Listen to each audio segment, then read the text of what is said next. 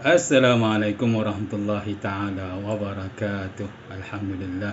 Wassalatu ala Rasulillah wa man tabi'ahu wa wala. Alhamdulillah, syukur kepada Allah, kehadrat Allah atas nikmat dan kurnianya kita dapat terus hidup dekat dunia kan. Lega dapat hidup lagi. Ada orang yang bukan ada orang, ramai je yang tinggal dan dia nak kembali balik ke dunia, tapi kita masih hidup, bermaksud Allah masih bagi kita peluang untuk beribadah. Jadi gunakan yang sebaiknya. Baik. Tuan-tuan perempuan, ada orang mengatakan jadi imam ni mudah. Ada orang mengatakan jadi imam ni mudah. Baik. Tapi saya biasa je tengok imam silap kan, dan bukan saya seorang, ramai lagi yang biasa tengok imam silap, dan imam tu jadi dia confuse waktu berlaku kesilapan tu. Contoh dia terlupa tahiyat awal.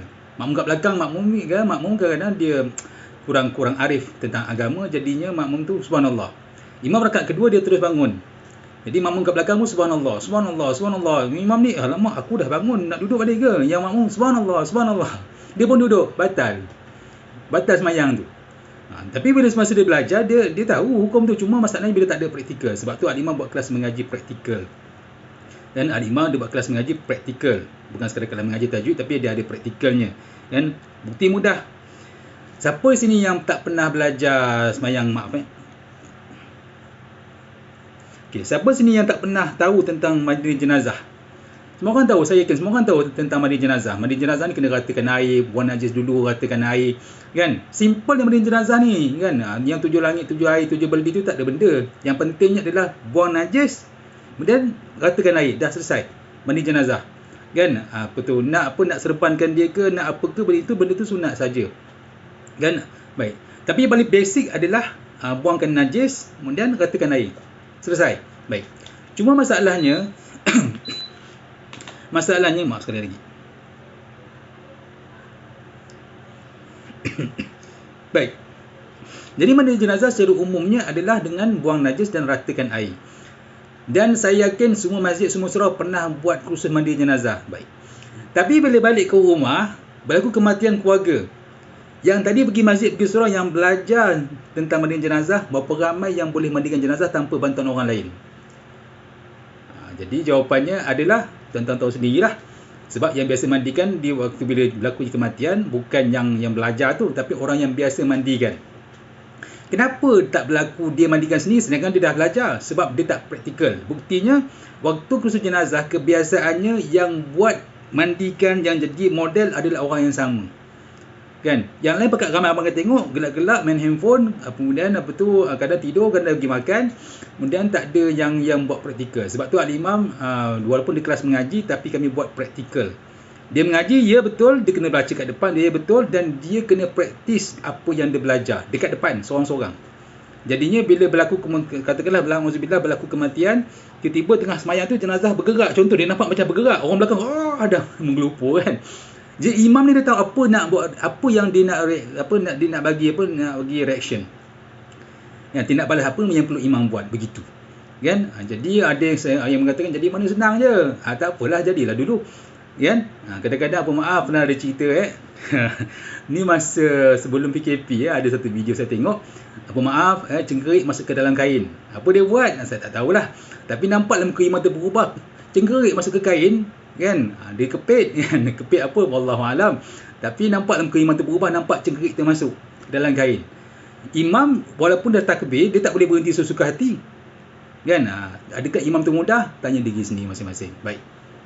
Tuan-tuan dan puan-puan, kita terus kepada ayat yang ke-46 surah Al-Baqarah, ayat 46, A'udzubillahi Alladzina yadhunnuna annahum mulaqu rabbihim wa annahum ilaihi raji'un. Mereka yang menyangkakan, ataupun yang menyangka ni maksudnya yakin mereka akan kembali kepada Allah, mereka akan jumpa dengan Allah dan mereka akan kembali kepada Allah. Baik. Maksud kat sini alladzina yadhunnuna. Yadhunnuna kalau kita belajar dalam bahasa Arab, yadhunnun adalah bersangka. Kan? Bersangka, ataupun dia bukan yakin tapi dia bersangka. Tapi dalam bahasa Arab, yadhunnuna bermaksud ayqanu, maksud yakin. Ustaz belajar lain, betul. Sebab tu perlukan panduan guru untuk memahami Al-Quran. Baik. Kenapa saya sebut itu? Sebab ada orang mengatakan, Al-Quran ni kita kena faham. Al-Quran dah ada terjemahan, tak perlu lagi buru-buru. Ulama ni kadang-kadang dia menyimpang. Hari ni saya rasa ramai, saya sendiri mengajar Al-Imam, Ni menjadi imam dalam kelas kadang-kadang ada kan orang yang datang dia kata, ustaz tak perlulah mengajar-ngajar ni, kita orang belajar dah dari YouTube, Google, buku-buku banyak dah sekarang ni. Tak perlulah guru-guru kadang menyimpang je, guru-guru kadang ambil kesempatan je, kan? Baik. Tapi bila kita contohlah ilmu agama ni dia luas, cukup luas, kan? Terlalu luas, kan? Pertama nak faham bahasa Arab perlukan siapa? Yang mengajar dalam YouTube tu siapa? Guru juga. Yang mengajar dalam Google siapa? Guru juga. Yang menulis kitab siapa? Guru juga. Jadi jawapan mengatakan tak perlukan guru, tak sesuai lah, tak betul. Baik. Itu tuan-tuan perempuan, yang mengatakan kita tak perlu ikut ulama, perlu ikut Quran dan hadis.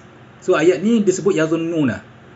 Adakah kita nak mengatakan orang beriman tu dia ragu-ragu ataupun dia yazunnu maksudnya dia ragu-ragu. Dia menyangka-nyangka.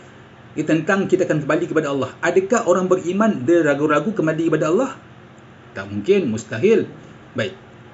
Jadi mana datang yazunnu ni kalimah bermaksud ayqanu, yakin. Tengok pada syair Arab. Kan? Hari ni kita katakan sajak ataupun syair. Ini syair Melayu lah.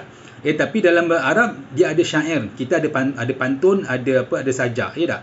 Kan, ataupun hikayat, kan? Arab dia ada syair, dan syair tu diibarat macam sesuatu yang Arab cukup sukalah dengan syair ni, macam kita dengar pantun tu seronok, ya tak? Arab suka dengan syair, kan? Syair ni panjang-panjang. Baik. Dalam syair Arab, yazunnun bermaksud ayqanu, yazunnun ragu-ragu bermaksud yakin. Kan? Jadi kat mana datang ilmu ni? Datang dari ulama lah, ulama-ulama bahasa, kan? Jadi bermaksud nak faham agama kena faham bahasa Arab daripada guru-guru. Kan, mudah cerita hari ni nak buat donat, nak buat kucuk kodok, mesti ada guru yang mengajar. Mana ada orang lelaki tu pandai? Tak ada, dia mesti belajar, betul tak? Kan, kita bercakap dengan lancar ni, siapa yang ajar? Mak kita yang ajar. Bayangkan kalau kita duduk di hutan, kan, tak ada siapa yang ajar, kita duduk dengan kucing, dengan harimau, boleh belajar bahasa Melayu? Mana boleh? Buktinya orang Bangla datang ke Malaysia tak kerti cakap Melayu. Siapa yang ajar dia? Kita lah yang ajar. Bila berapa lama? Lama.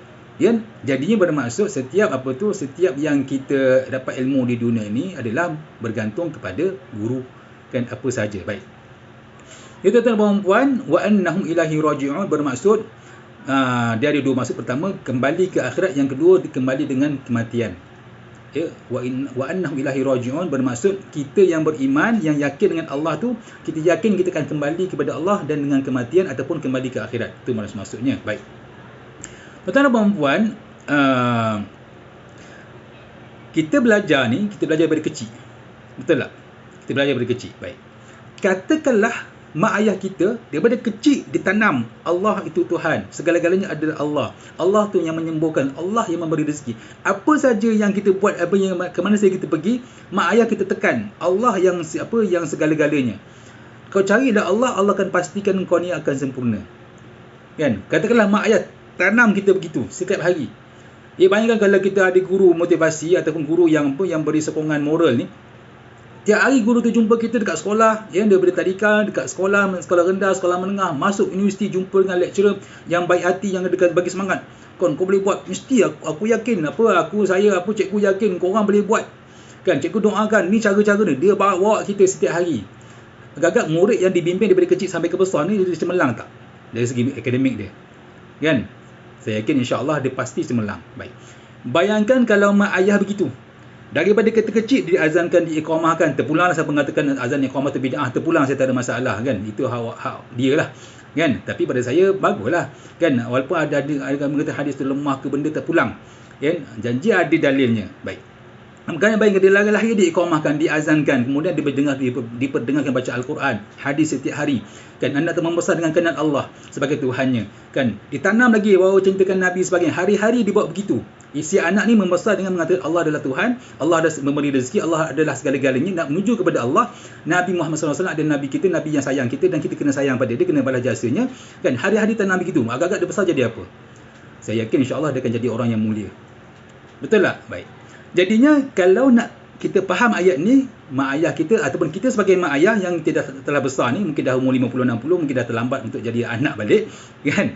Bermaksud kita lah kena train anak kita, latih anak kita supaya dia membesar dengan yakin bahawa kita akan kembali kepada Allah. Setiap hari kita tanam dia begitu. Kan, dah buat homework dah, kan? Homework ni Allah kan, apa kalau sekarang ni kat dunia, homework ni sebarang macam ibarat buku amalan ke akhirat, akan dicek, akan disemak. Kalau kita betul, kita akan dapat SPM yang baik. Kalau di akhirat akan dapat syurga. Jadi mana kita connectkan antara SPM dengan homework tu dengan akhirat. Setiap benda yang contoh kita makan ni makanan jasmani, tapi makanan hati ni adalah zikir. Jadi anak tu dia hidup dengan zikir hari-hari. Agak apa jadi keluarga pada keluarga tu? Saya yakin insya-Allah takwanya terlalu hebat banding orang lain. Nampak? Jadinya bila ada keluarga yang begitu, barulah dia boleh wa annahum ilahi raji'un. Bila dia dengar ayat ni, dia baca ayat ni, dia yakin, dia tanam dalam jiwa bahawa betul-betul dia akan kembali kepada Allah. Kan? Tapi berapa ramai mak ayah yang begitu? Tak ramai. Kan? Tak ramai. Payah. Saya sendiri boleh buat tapi kadang-kadang lupa. Kan? Bolehlah sikit-sikit, kadang-kadang rasa jemu pula, rasa penat kadang-kadang. Ya, kenapa takwa kita tak sekuat orang-orang terdahulu? Cumanya masih ada masa ni, iqtani khamsan qabla khamsin, hayatuka qabla mautik. Maksudnya kata Nabi, rebut 5 sebelum 5, hidup sebelum mati. Ini kita masih hidup. Jadi sama-samalah kita didik anak kita supaya ingat Allah. Sentiasa zikir kita dalam mulut ni, ingat Allah. Ajak anak ingat Allah, bismillah. Kan Allah ada berada di mana-mana. Allah pasti tolong kita, Allah Tuhan kita akan kembali kepada Allah. Ya, macam ibu lah, contoh tahun ni dia SPM kan. Engkau SPM. Kan? Baguslah, cuma pastikan akhirat pun disebut juga. Ingat SPM sahaja. Baik. Tuan-tuan dan puan-puan, begitulah tafsirnya tentang ayat alladzina dhunnuna annahum mulaqu. Mereka yang yakin bahawa mereka akan kembali kepada Allah dan mereka akan bertemu dengan Allah. Kan? Baik. Jadi sebelum penutupnya kita sama-sama baca ayat Al-Baqarah surah Al-Baqarah ayat 46 ini. Ya, a'udzubillahi alladzina yadhunnuna annahum mulaqu rabbihim wa annahum ilaihi raji'un. Sadaqallahul azim. Jadi insya-Allah kita jumpa lagi pada malam esok untuk ayat yang ke-47. Kalaulah malam terakhir kita bersama dan bacakan Al-Quran, semoga ayat ini adalah tempat ataupun darjat kita di mahsyar nanti. Maaf tak salah silap. Wabillahi taufiq. Assalamualaikum warahmatullahi taala wabarakatuh.